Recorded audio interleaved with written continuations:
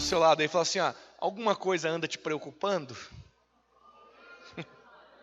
Não precisa responder não, assim, só deixa ele balançar a cabeça assim ou assim. Fala aí pro outro aí, fala, tem alguma coisa que anda te preocupando?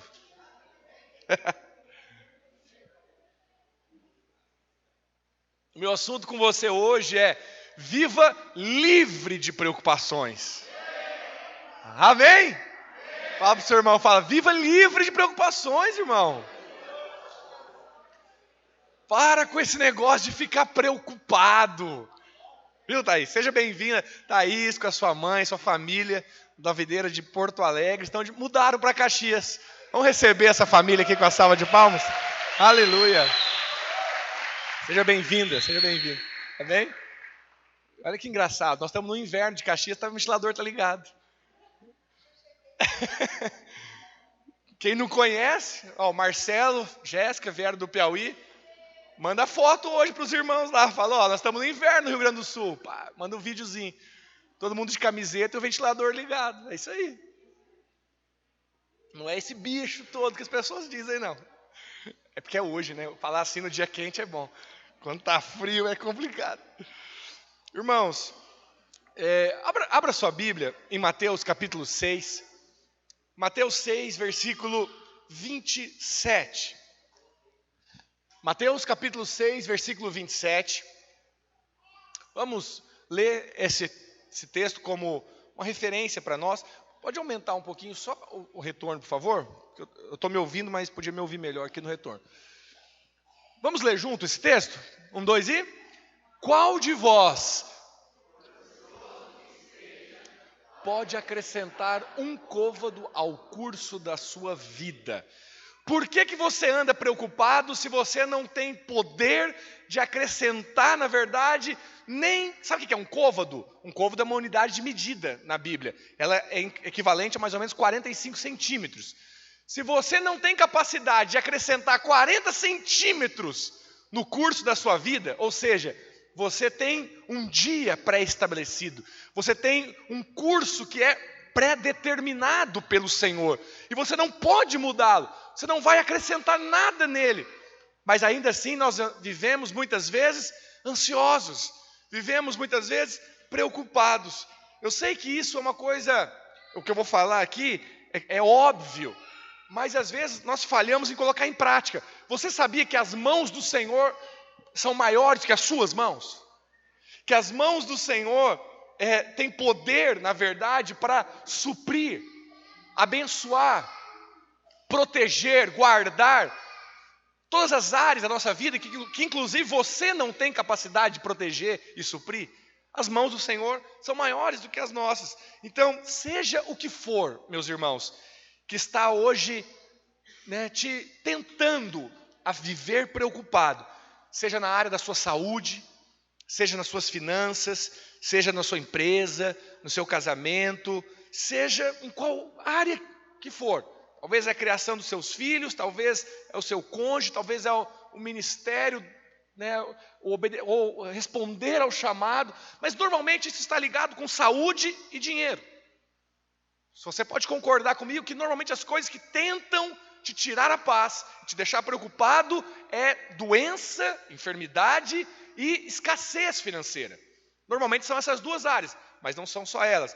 Eu garanto para você que todas as vezes você vai diagnosticar isso na sua vida. Talvez você não tinha percebido, mas todas as vezes que você fica preocupado com determinada área, com determinados momento, situação e área da sua vida, normalmente é naquele ponto que você percebe que as coisas travam.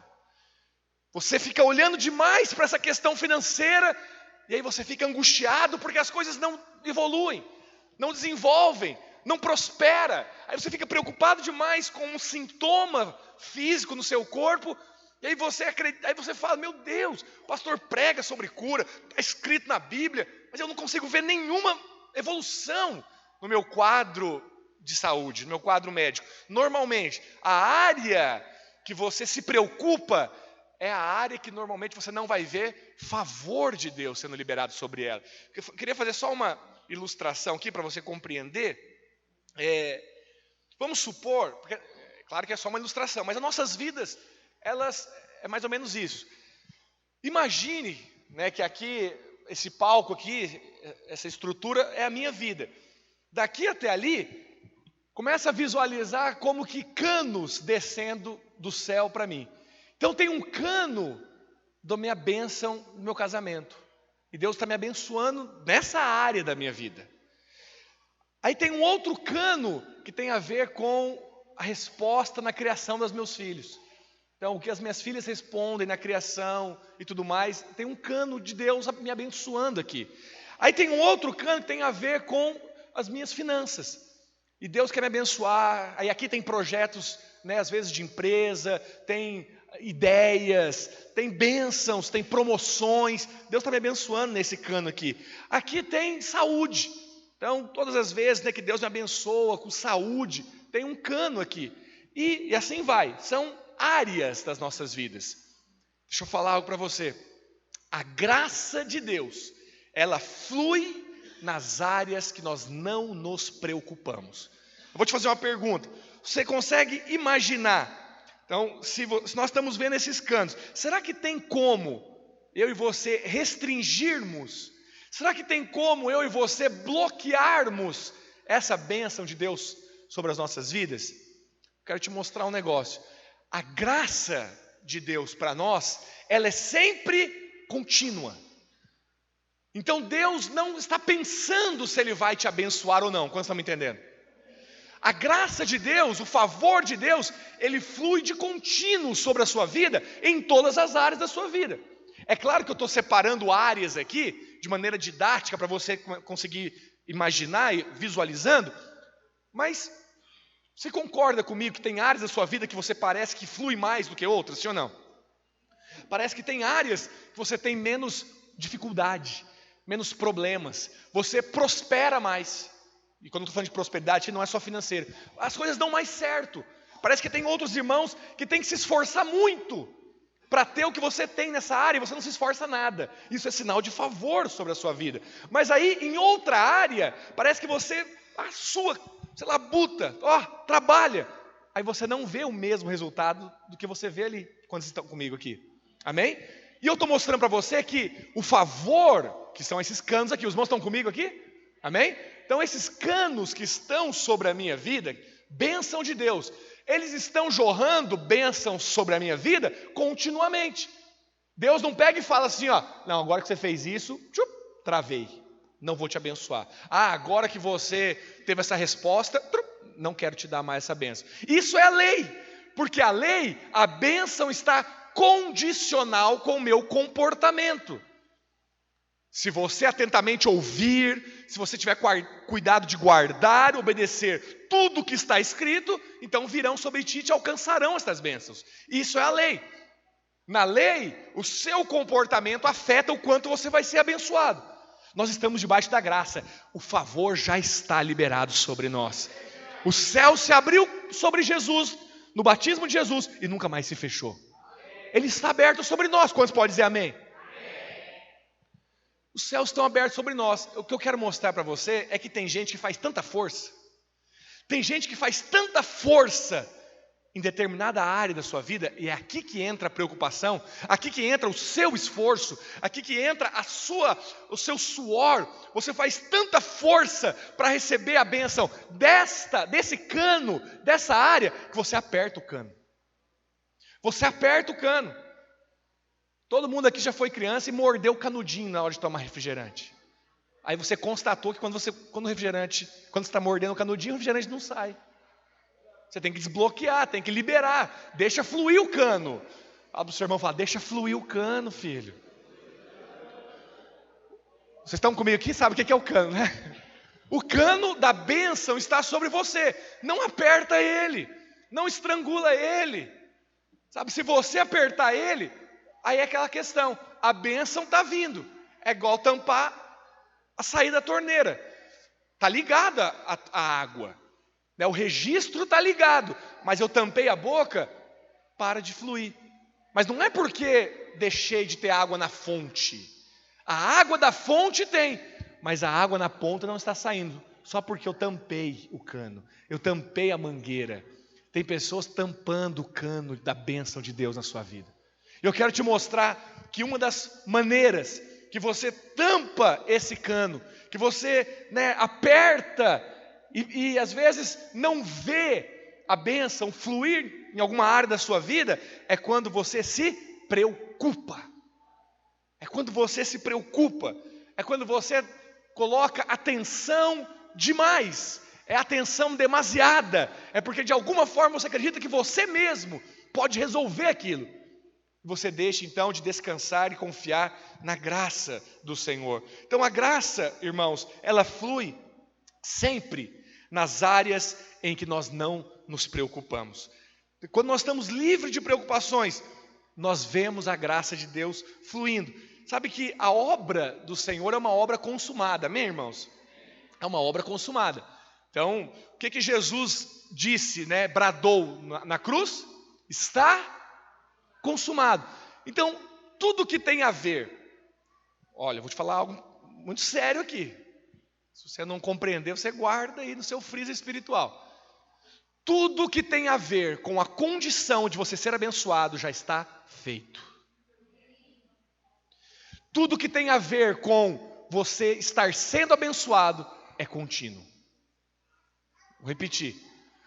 O que precisava para você ser abençoado, já foi feito. Você está abençoando, você está sendo abençoado continuamente. Você não foi abençoado só. Você foi abençoado e está sendo abençoado. Eu quero ilustrar com um versículo, Lucas capítulo 5, versículo 17.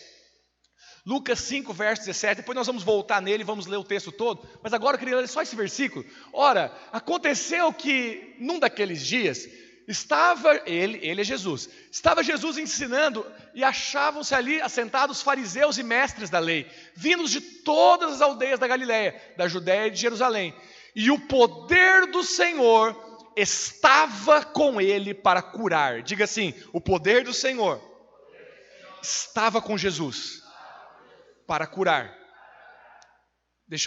Por que eu estou mostrando esse versículo para você?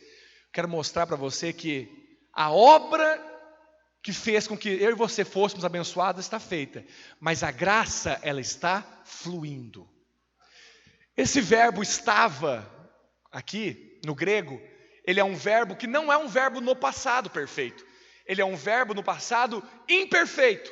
Ou seja, ele dá a conotação de estava com Jesus continuamente. Jesus, então, ele não somente teve um poder para curar, o poder está sobre ele para estar curando. Quantos estão me entendendo? Amém? Então diga assim comigo, a graça do Senhor está fluindo. Amém?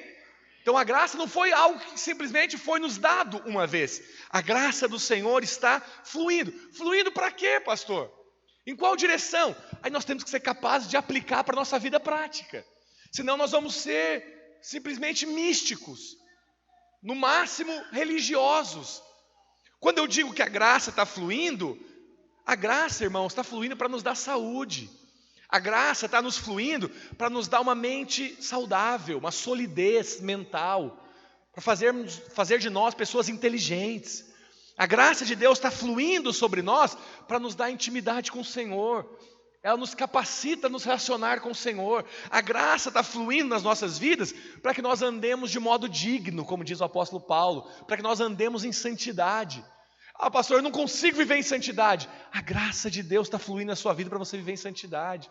Pastor, eu não consigo ficar em paz sentindo essa dor, tendo esse diagnóstico do médico. A graça de Deus está fluindo na sua vida para que você viva em paz, mesmo com diagnóstico negativo. É isso que é você aplicar na prática o que nós estamos vendo, que a graça do Senhor está sobre Jesus. O poder do Senhor estava sobre Jesus. Então, tudo, irmãos, que tem a ver com aquilo que o Senhor está fazendo, Ele fez e está fazendo, depende de uma posição nossa. Essa posição é uma posição de descanso. É uma posição de paz. Eu preciso entrar em paz. entrar no descanso. O grande paradoxo é interessante isso, né? Porque nós não podemos nos esforçar para fazer a obra de Deus. Mas tem um lugar na Bíblia, no Novo Testamento, que fala para você se esforçar. Hebreus. Hebreus fala para você se esforçar. Para quê? Para entrar no descanso. Pastor, mas como assim? É verdade. Porque viver em paz, irmãos, viver em paz e no descanso, ao contrário do que muitos pensam, não é automático. Não é fruto de uma vida natural, não é. É fruto de uma vida espiritual. O mundo não vive em paz. Lembra que Jesus disse? A minha paz vos dou, a paz que o mundo não conhece. Lembra disso? Ou seja, viver em paz, viver no descanso é algo espiritual. Aonde se você tiver como lema na sua vida, deixa a vida me levar, vida leva eu, você não vai ser alguém descansado. Você não vai viver no descanso. Pelo contrário, você vai viver preocupado.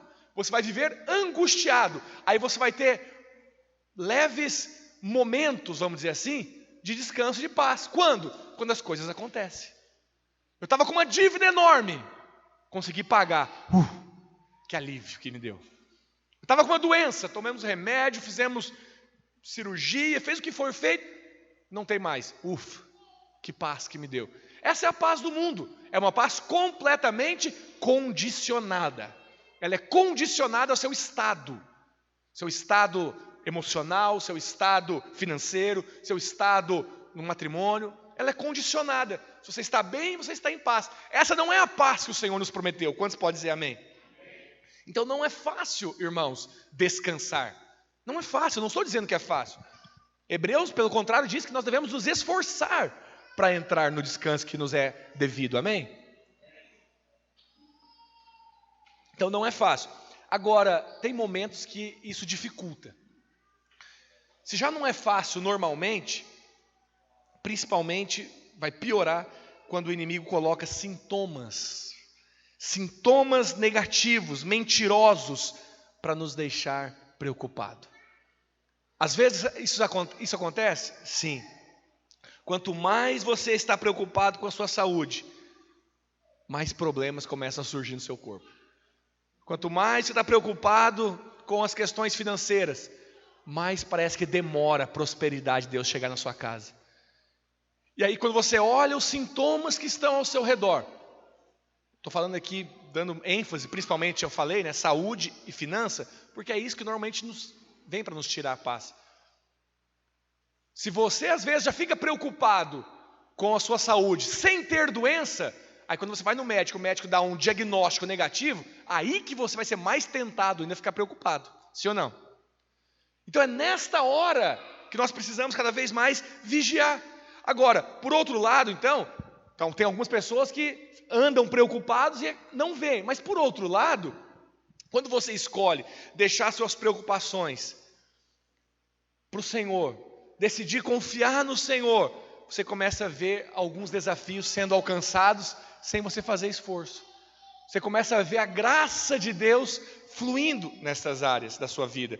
Então agora eu gostaria, né, de ir para o texto que nós começamos, para ler ele mais completamente. Só que eu coloquei aqui na versão NTLH, nova tradução da linguagem de hoje.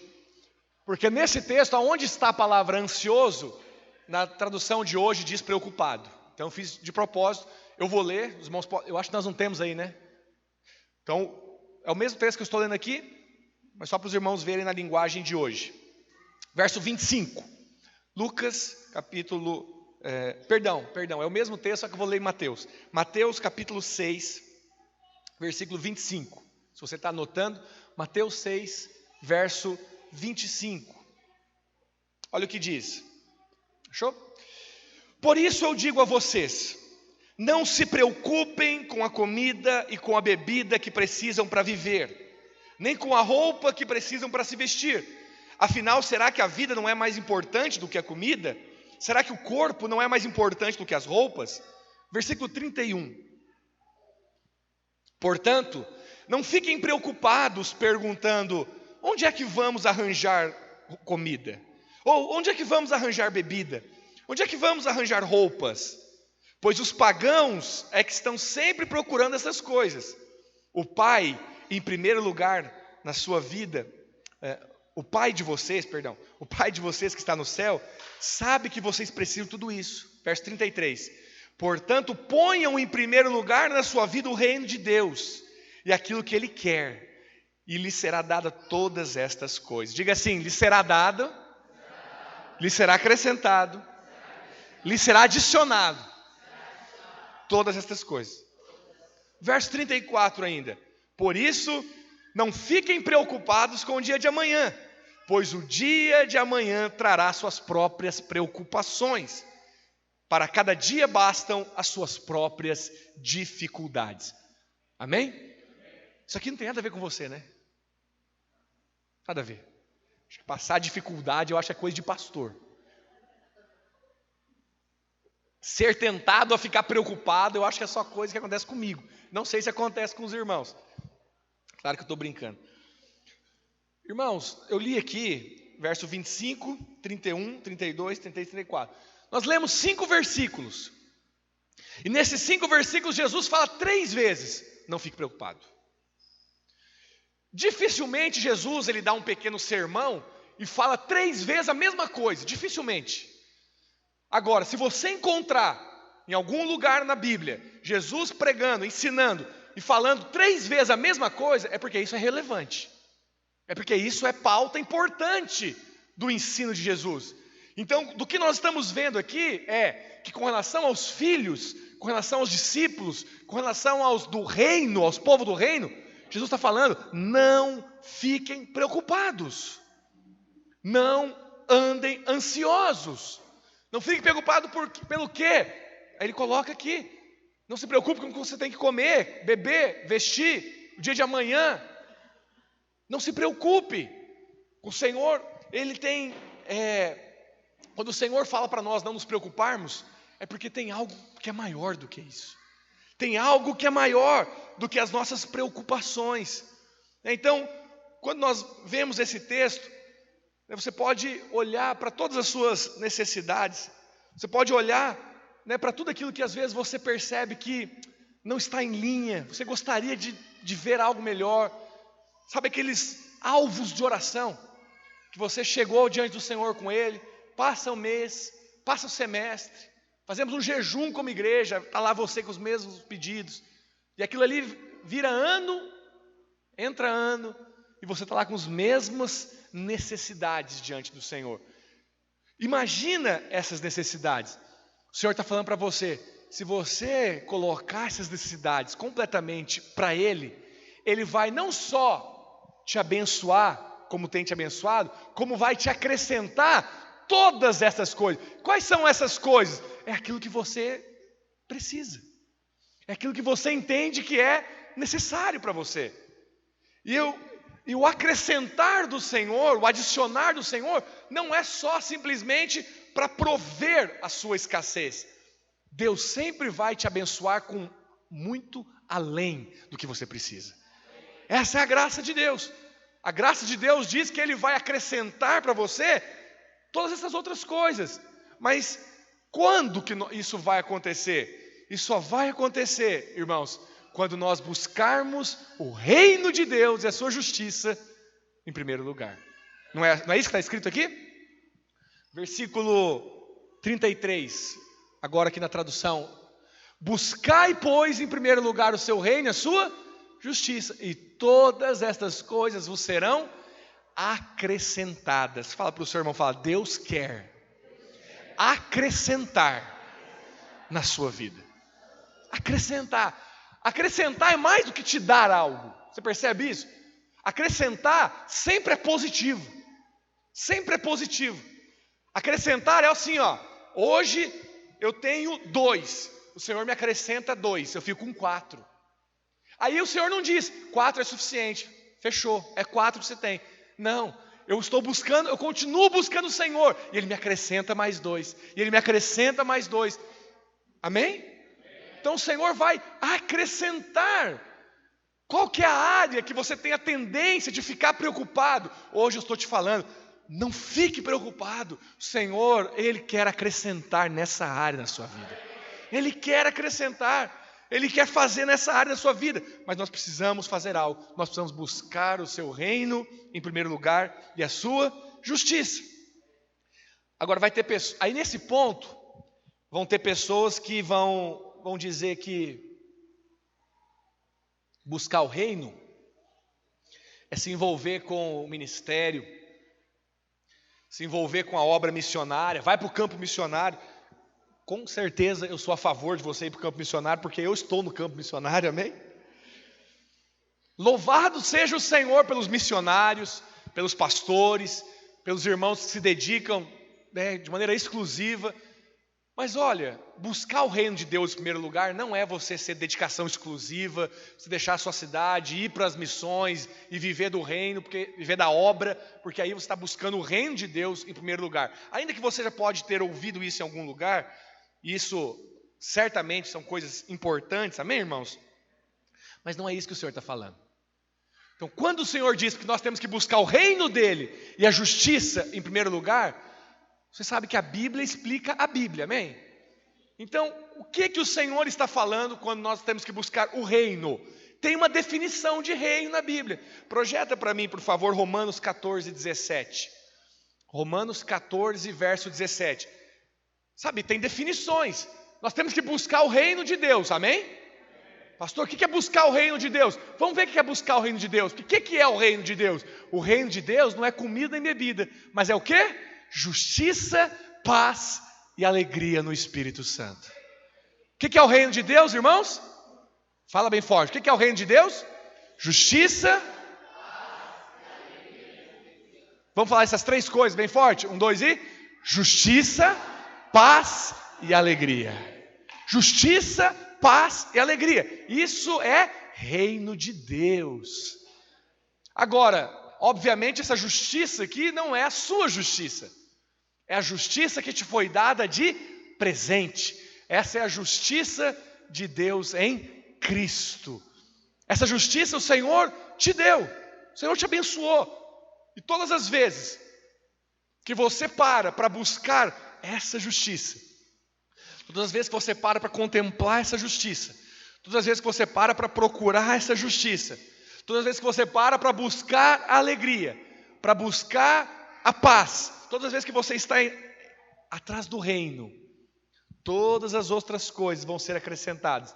Agora, com relação à justiça, irmãos, é tão interessante que o Senhor, Ele não nos abençoa, Ele não nos dá a medida necessariamente que nós buscamos as coisas. Mas pode ter certeza que é à medida que você busca a justiça. Mas o que é a justiça? A justiça é Cristo em nós. Olha aqui o que Paulo fala em 2 Coríntios 5, 21. 2 Coríntios capítulo 5, versículo 21. Olha o que diz. Aquele que não conheceu o pecado, Ele o fez pecado por nós, para que nele fôssemos feitos o quê, meus irmãos? Justiça de Deus. Então, é claro que estou querendo falar isso bem rápido, em poucos minutos, mas o que é a justiça que você precisa buscar? A justiça de Deus é Cristo. A justiça de Deus é Cristo. A justiça de Deus é Cristo. Buscar em primeiro lugar o reino de Deus. E o reino de Deus é justiça, paz, alegria. Justiça, paz, alegria é Cristo. Se você então somente olhar para Cristo, voltar os seus olhos para Cristo, deixar que os seus dias tenham mais tempo para ser meditado em Cristo, na palavra de Cristo, na vida de Cristo, na obra de Cristo, todas as outras coisas que às vezes você fica preocupado vão te ser acrescentadas. Amém? Então nós precisamos cada vez mais olhar e contemplar a Cristo. Saber que você é a justiça em Cristo, você é justo em Cristo, vai te dar a garantia de deixar completamente todas as suas preocupações e ansiedades aos pés do Senhor. Aos pés do Senhor. Aí o texto diz para nós também não nos preocuparmos com o dia de amanhã. Não é isso que termina lá no capítulo? Versículo 34, portanto, não se preocupem com o dia de amanhã, porque o amanhã trará suas próprias preocupações. Bastam para hoje os problemas deste dia. Essa aqui é outra versão. Sabe por que muitas vezes nós ficamos preocupados com o dia de amanhã, irmãos? É porque a nossa mente, nosso ser, ele quer, na verdade, nos resguardar de passarmos por algum tipo de sofrimento. É assim ou não é? Então vamos supor que está tudo bem com a sua vida hoje. Tudo bem. Mas você tem a notícia de que algo vai acontecer semana que vem. Você é tentado a se preocupar com aquilo que vai acontecer semana que vem. Quantos estão me entendendo? Entende? Mas não tem nada que você se preocupar hoje. Aí você começa a se preocupar com aquilo que vai acontecer semana que vem. Mas por que Deus diz para você não se preocupar com o dia de amanhã? Então não é só para você não se preocupar com a comida, bebida, com a roupa. É para você não se preocupar também com o dia de amanhã. Por quê?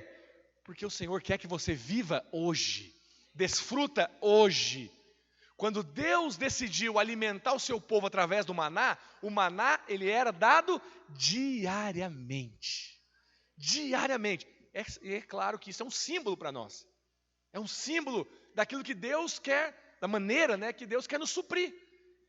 A maneira que Deus quer nos suprir. Então, deixa eu falar um nível de fé para você. Muitos aqui, a fé que você tem hoje no Senhor, ela te dá paz para ser suprido a cada mês.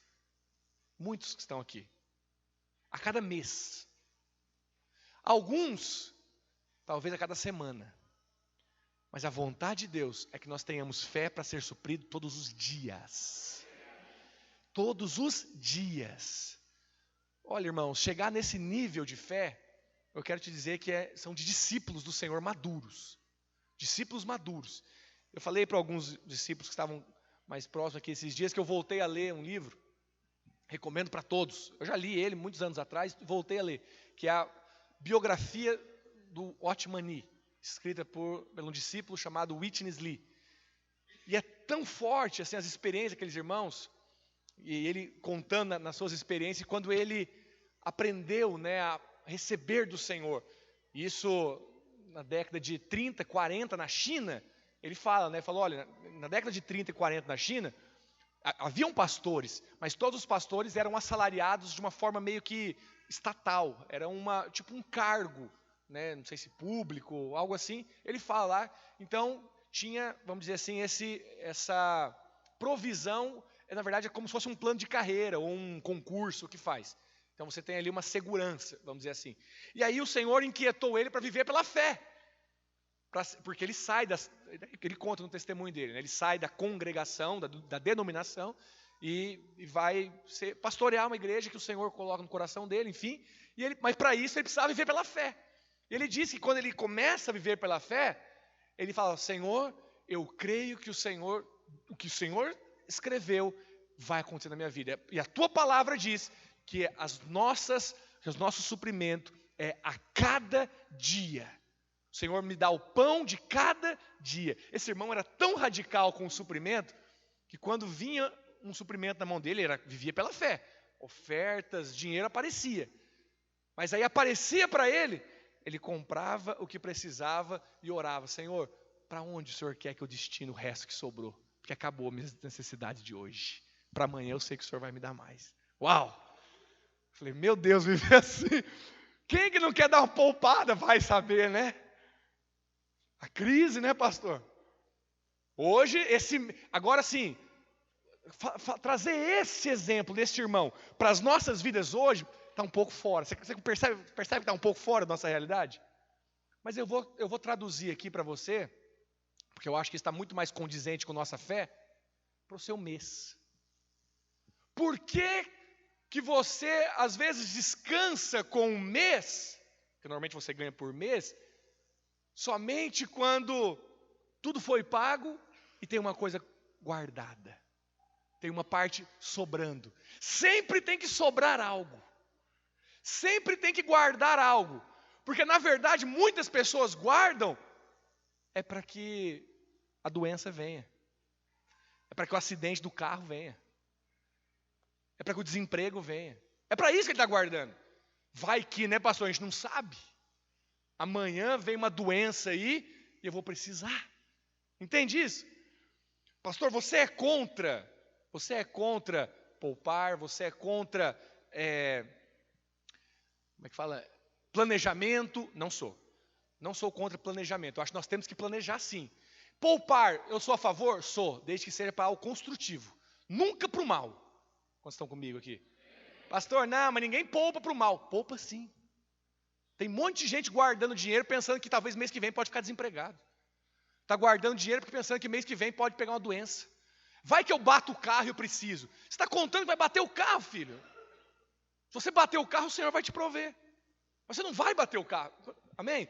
Porque a nossa vida é espiritual, então nós precisamos de andar em fé. Então, qual que é a regra base? Seja para poupar, seja para planejar. Tudo guiado pelo Espírito. Então, nós podemos planejar o nosso ano como igreja? Sim, mas guiado pelo Espírito. Amém?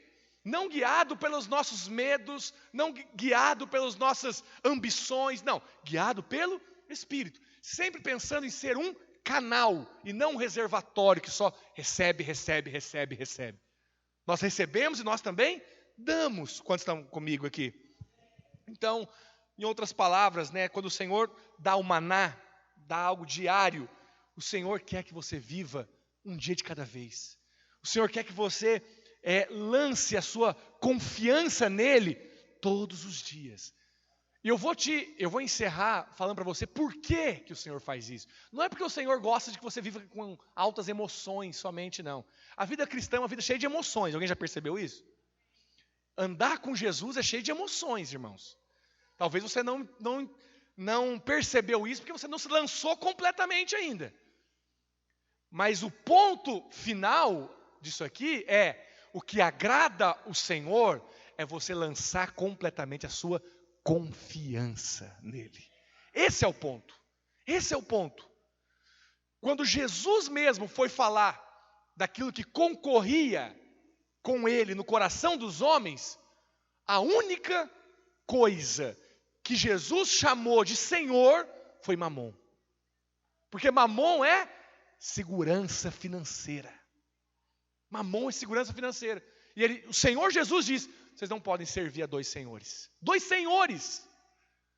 Porque ou você vai aborrecer de um e agradar o outro, ou você vai agradar o outro e aborrecer um. Você não pode servir a Deus e as riquezas. Quantos estão comigo? Pastor, não, eu não sirvo as riquezas. Ninguém aqui, irmão, fica fazendo um altar na sua casa com uma pilha de dólar, assim, se prostrando. Ninguém faz isso. Você acha que Jesus estava pensando nisso? Você acha que Jesus estava pensando nisso? Servir o dinheiro é você ficar lá adorando o dinheiro? Claro que não. O que Jesus estava explicando e nos ensinando é: aonde está a sua confiança? Aonde está a sua confiança? É claro que nós não fazemos voto de pobreza, nós somos pela prosperidade, amém, irmãos? Nós somos pela prosperidade. Nós queremos tudo que Deus conquistou para nós na cruz. Eu quero tudo que Deus tem para nós.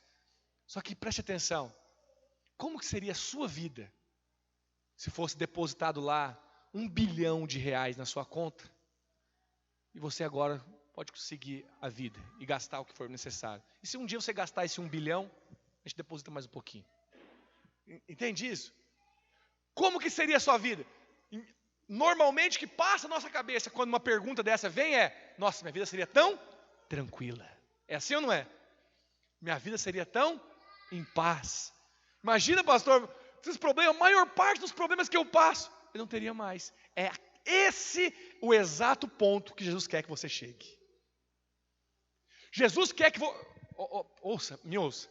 Jesus quer que você chegue no ponto, irmãos, aonde você não tem R$1 bilhão na sua conta. Você tem Ele. E você fala assim, ó: ufa, não preciso mais se preocupar com mais nada. Entende isso? Nossa, eu precisava ouvir que eu tenho o Senhor que cuida de mim todos os dias.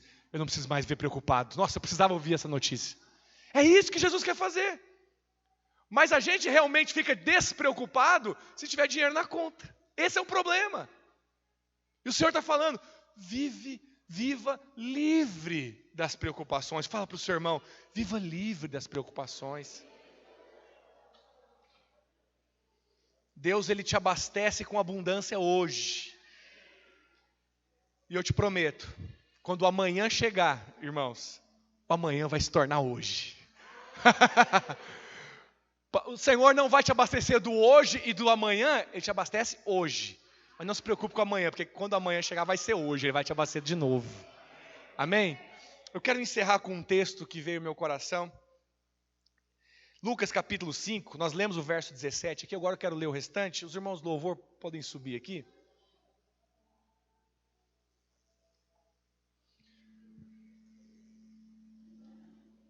Lucas 5, verso 17. Acompanha comigo. Se você está com a sua Bíblia, acompanha na projeção. Ora, eu vou repetir o texto para os irmãos perceberem todo o contexto. Aconteceu que naqueles dias estava Jesus ensinando. Diga assim, Jesus estava ensinando. Eu quero chamar atenção para o verbo aqui. Jesus estava ensinando. Em outras palavras, enquanto Jesus fazia algo, ação contínua. Jesus estava ensinando. Diga, Jesus estava ensinando. Achavam-se assentados ali fariseus e mestres da lei, vindo de todas as aldeias da Galiléia, da Judéia e de Jerusalém. E o poder do Senhor estava com Jesus para curar. Vieram então uns homens trazendo em um leito um paralítico, e procuravam introduzi-lo e pô-lo diante de Jesus. E não achando por onde introduzi-lo, por causa da multidão, subiram ao eirado, o desceram no leito, por entre os ladrilhos, para o meio, diante de Jesus. Quem estava conosco semana passada? Eu gosto do meio. Jesus recebeu aquele paralítico aonde, irmãos? No meio. Por quê? Porque é onde Jesus está. 3 cruzes, Jesus está no meio. Onde estiver 2 ou 3 reunidos, eu estou no meio. Jesus gosta do meio. Aí nesse texto eles tinham que trazer um paralítico para perto de Jesus. Não deu para chegar pelos lados, uma multidão. Eles fazem um buraco no telhado e chegam no meio, aonde Jesus estava. Aí o versículo 20 diz assim: vendo-lhes a fé. Diga assim, Jesus viu a fé. Jesus disse ao paralítico: homem, estão perdoados os teus pecados. O homem nem falou nada, mas Jesus viu. Deixa eu te falar algo, Jesus não viu só o homem. Jesus não viu só o homem e os seus amigos. Jesus viu a fé. Jesus vê a fé, irmãos. Jesus vê a fé. Ele diz: estão perdoados os teus pecados. Os escribas e fariseus arrazoavam, dizendo: quem que é esse que diz blasfêmias? Quem pode perdoar pecados senão Deus? Sabe, arrazoar. Os escribas estavam pensando isso. Pensando, cogitando no coração, pensando. Verso 22. Jesus, porém, conhecendo-lhes os pensamentos, disse-lhes: por que arrazoais em vosso coração? Qual é mais fácil dizer: estão perdoados os teus pecados, ou levanta e anda?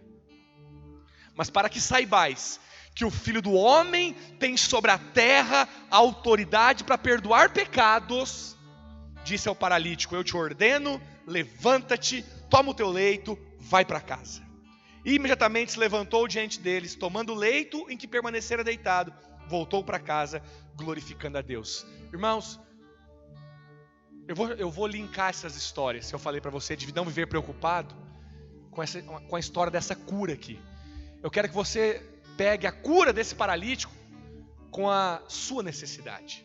Talvez não, certamente você não é paralítico fisicamente. E talvez a sua necessidade nem seja doença, mas pode ser que sua necessidade esteja em outra área. O que esses homens fizeram naquele dia e a reação de Jesus tem a ver com as nossas ações e a reação de Jesus até hoje. Essa história, para os irmãos terem ideia, ela está escrita nos 3 evangelhos sinóticos: Mateus, Marcos e Lucas. Mateus, Marcos e Lucas narram essa história aqui, porque ela é relevante, ela é importante. A Bíblia diz que os fariseus todos estavam reunidos, vindo de vários lugares. Sabe por que estavam todos reunidos, irmãos? Porque estava acontecendo um fato curioso, diferente naqueles dias. Eu não tenho tempo para ler todo o texto com os irmãos, mas leia na sua casa. Nos versos anteriores ao 26, sabe o que Jesus tinha feito? Tinha chegado para Jesus um leproso. E um leproso, Gabriel, chegou para Jesus e falou assim: eis-me aqui, eu estou parafraseando, né? E Jesus falou assim: o que você quer que eu te faça? Ele falou: eu quero ser curado. A Bíblia diz: Jesus tocou nele. Jesus tocou nele, ele foi curado. Mas não termina aí. Jesus fala para ele assim: olha, não sai por aí falando sobre isso não. Só vai para os sacerdotes. Guarda isso.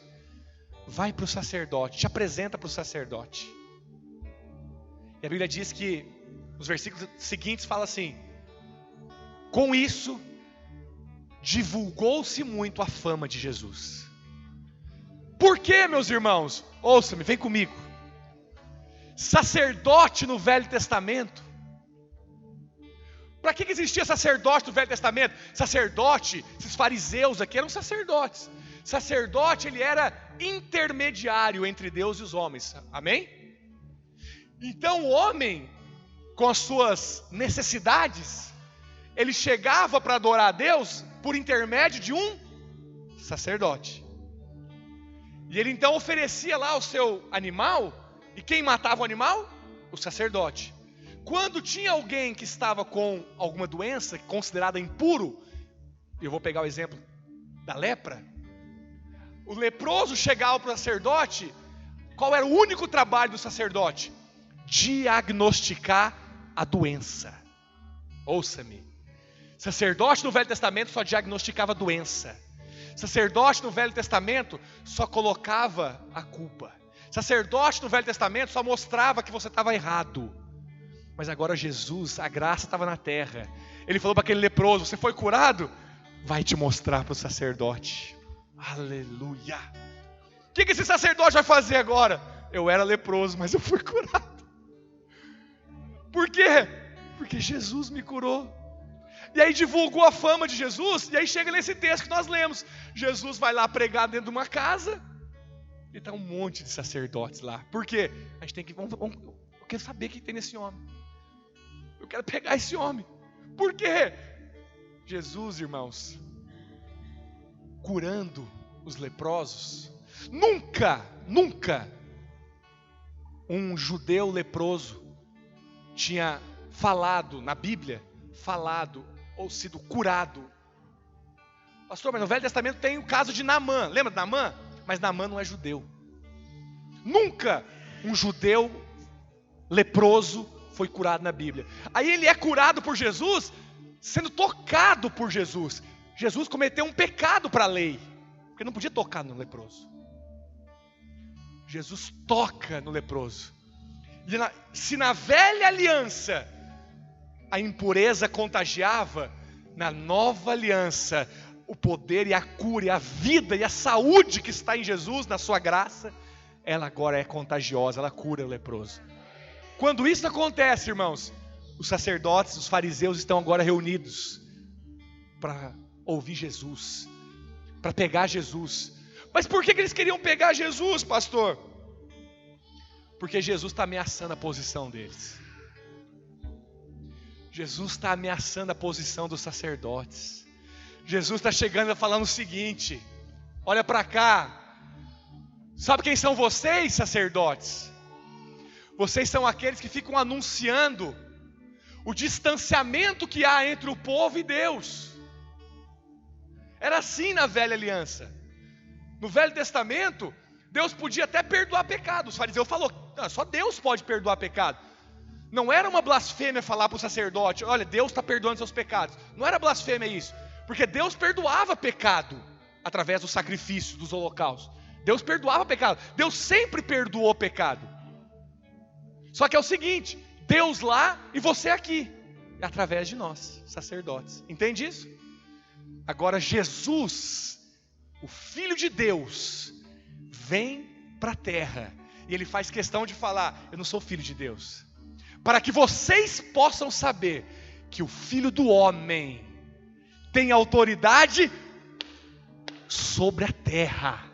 Para perdoar pecado, levanta, toma o teu leito, seja curado. O que o Senhor está fazendo aqui? Ele está destituindo qualquer posição de intermediário. Os sacerdotes estavam intimidados, por quê? Não precisamos mais deles. Eu agora tenho acesso ao Senhor. A graça se fez carne.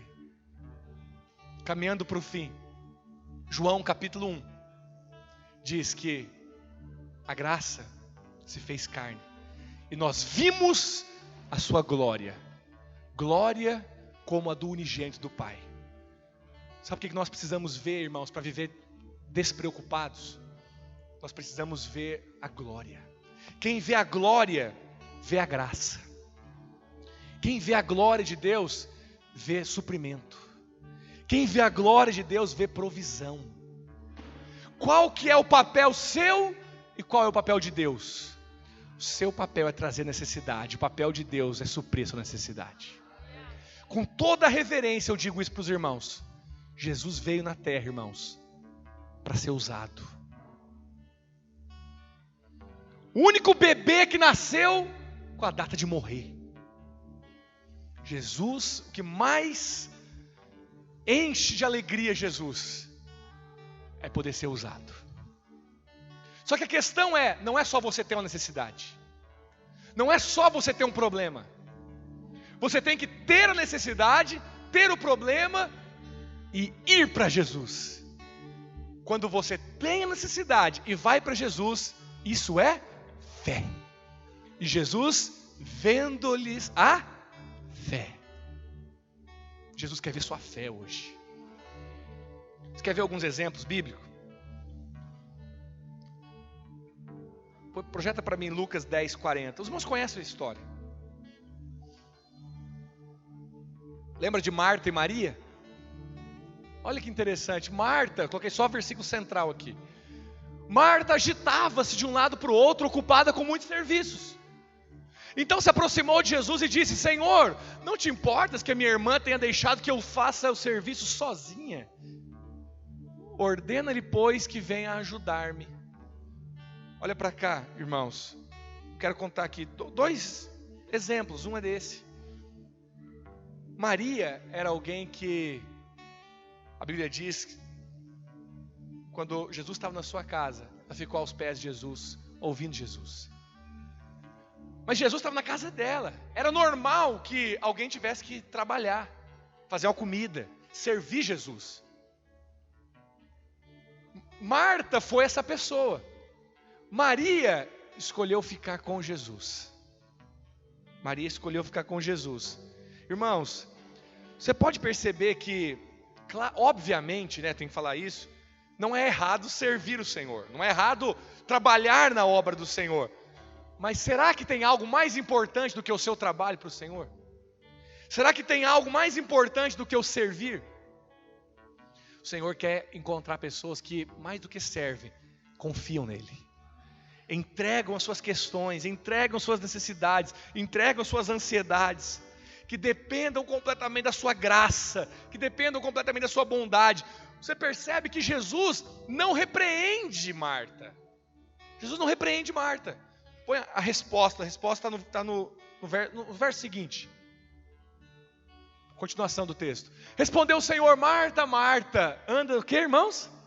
Anda inquieta e te preocupas com muitas coisas. Jesus não repreendeu Marta, para de servir. Não. Jesus não repreende quem está servindo.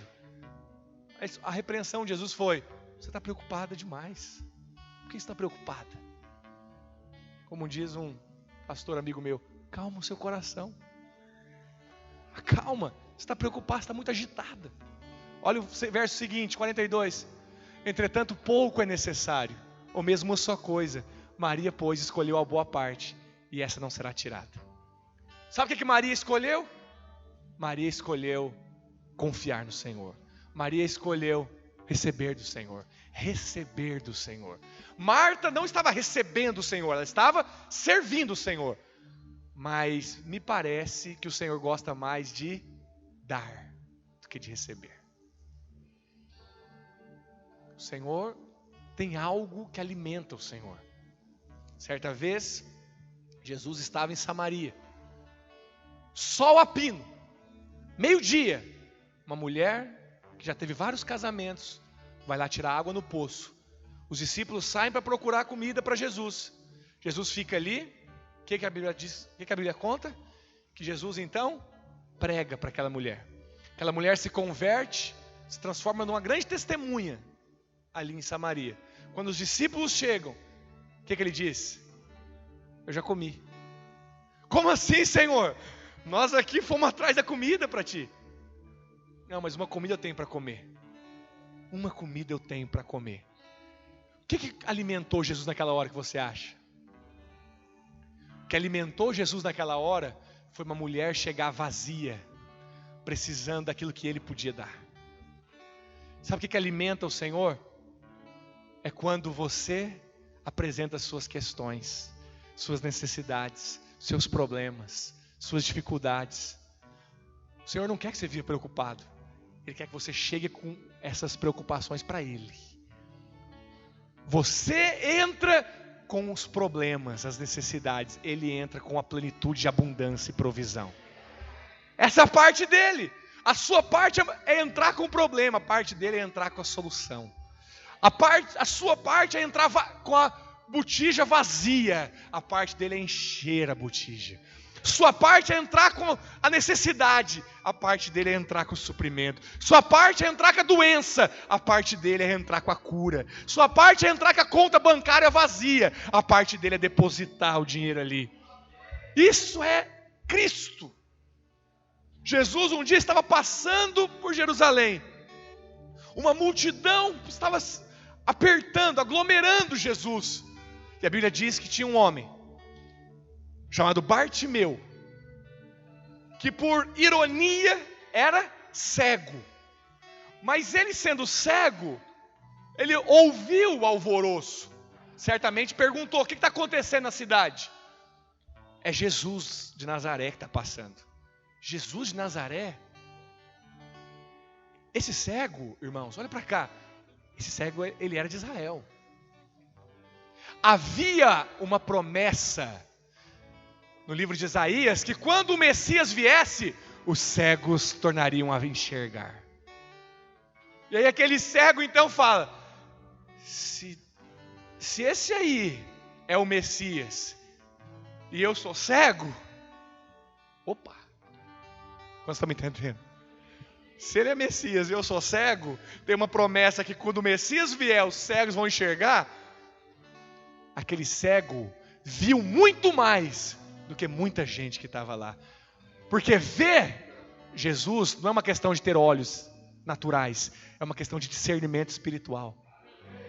E aquele cego então fala: eu não posso ver Jesus, eu só posso gritar: Jesus, filho de Davi, tem compaixão de mim.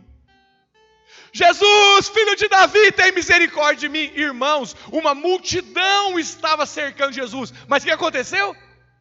Jesus parou. Eu fico emocionado. Jesus parou, irmãos. Você acha que não tinha mais ninguém com necessidade ali não, ao redor? Tinha. Mas teve alguém que quis mostrar para Jesus sua necessidade. Se alguém parar Jesus para mostrar sua necessidade para ele, isso vai alegrar muito o coração dele, porque ele é o único que tem o poder de prover a solução para as suas necessidades. Ele é um salvador que se alegra em salvar você todas as vezes que você clama. Qual é a sua preocupação? O que está te angustiando?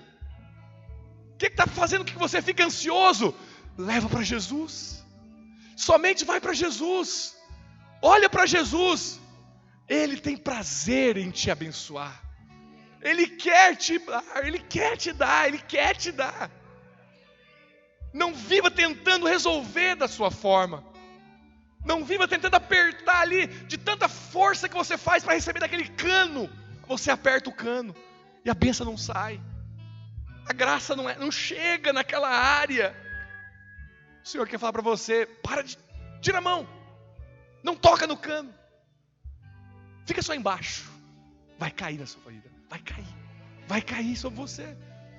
Quantos tem necessidades aqui que o Senhor pode suprir? Fica de pé então. Aleluia.